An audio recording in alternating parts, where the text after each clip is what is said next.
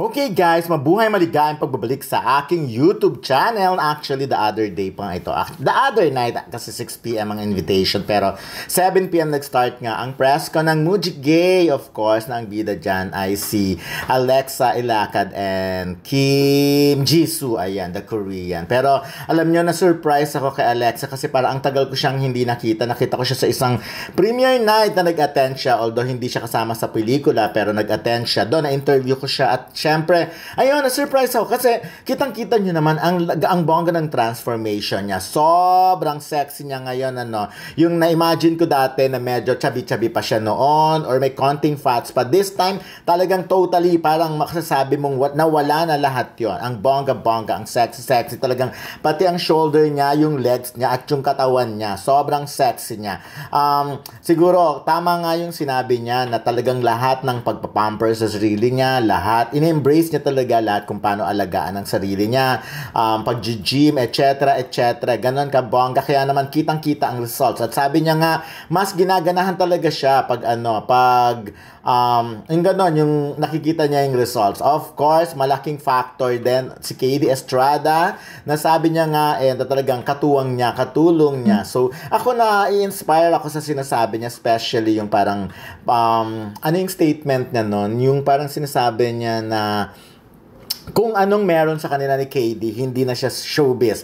Labas na ng showbiz yon. Kumbaga, it's beyond showbiz na parang ang gusto niyang sabihin nga na kahit na hindi sila maging magka-love team pa, hindi sila maging magka-partner sa mga project in the future, hindi na mawawala yung banding na yon sa kanila or yung pagsasama na yon nila. Of course, direkta naman siyang tinanong kung sila na ba, magjowa na ba siya. But of course, medyo sinabi niyang hindi pa. At ako rin naman kasi, naniniwala ako na sa bawat ganong statement or bawat ganong question, dapat talaga ang lalaki ang sumasagot. And this time, yun nga siguro na tanong lang. Pero ako, pag tinignan nyo naman parang ang dali-dali namang maniwala diba? What you see is what you get.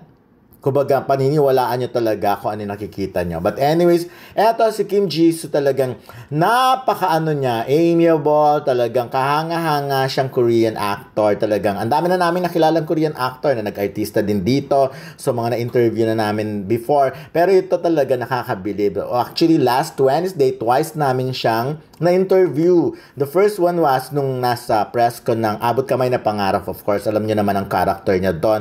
At nakakatuwa yun, yung statement niya, yung mga kwento niya tungkol doon sa kay Jillian Ward na tinuturuan siya magsalita ng Tagalog.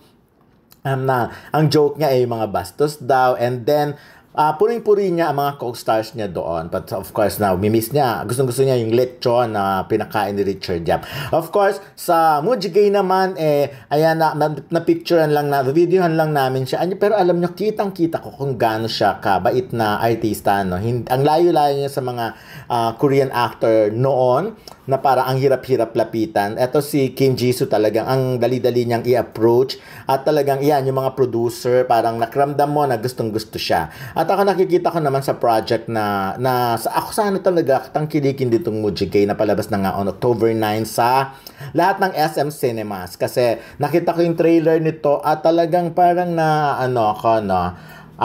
nasasabik akong panoorin kasi namimiss ko na yung mga ganitong very dramatic na pelikula. So sana lang ayon, mabigyan ng chance, bigyan natin ng chance. And of course, eto nga sabi, ang napakagaling ni na pag gusto kong panoorin dahil napakagaling daw talaga ni Alexa Ilacad dito. Alam niyo, naniniwala naman akong magaling na artista talaga si Alexa Ilacad, of course. Pero syempre, kailangan makita ko pa rin itong movie dahil sobrang satisfied si yung director ng movie talaga dito sa acting ni Alexa. Anyways, di ba, parang recently pinag-uusapan kung sinong best yung pwedeng gumanap na Marimar, and ang dami nagsasuggest na si Alexa nga raw. Pero kung ganyan na, 'di ba? Kumbaga naka-Marimar peg na agad si Alexa. Nakita niyo naman ang kanyang katawan. So sexy at caring. 'Di ba noon ko pa sinasabi na parang may angulo siyang Marian Rivera. May mga moment talaga. Pag tinignan mo ang face, especially pag face-to-face yung malapitan, may mga angulo kung gano'n na makikita kay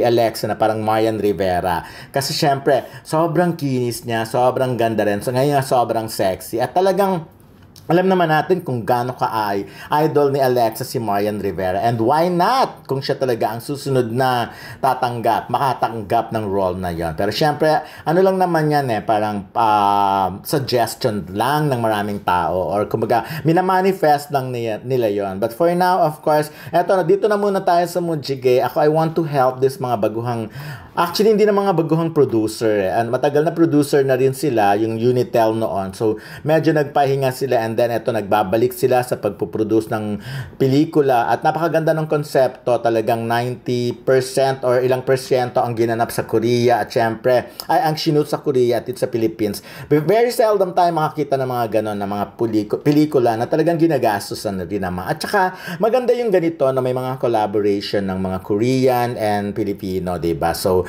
masarap makapanood ng ng mga pelikulang Pilipino na may mga Korean actor. Parang pag nakakita tayo ng mga Pinoy na artista sa mga Korean film, di ba, tuwan-tuwa tayo, or sa mga teleseries. So ganun, susuportahan natin itong Mujige, no? Not for anything else, pero I believe na ang mga magagandang proyekto na pinaghirapan talaga, especially itong may matatouch talaga yung mga puso nyo, ito talaga yung mga dapat suportahan. So yun lang, very nice pa yung mga artista dito. But anyways, maraming salamat sa patuloy na pagsuporta sa aking YouTube channel, at para sa mga hindi pa nagsusubscribe, mag-like naman kayo, share, at mag-subscribe kayo sa akin, at mag-comment kayo para mas bongga, dahil mas marami pa tayong chikang pwedeng pag-usapan, at marami pa akong chika sa inyo. So yun lang muna, goodbye for now.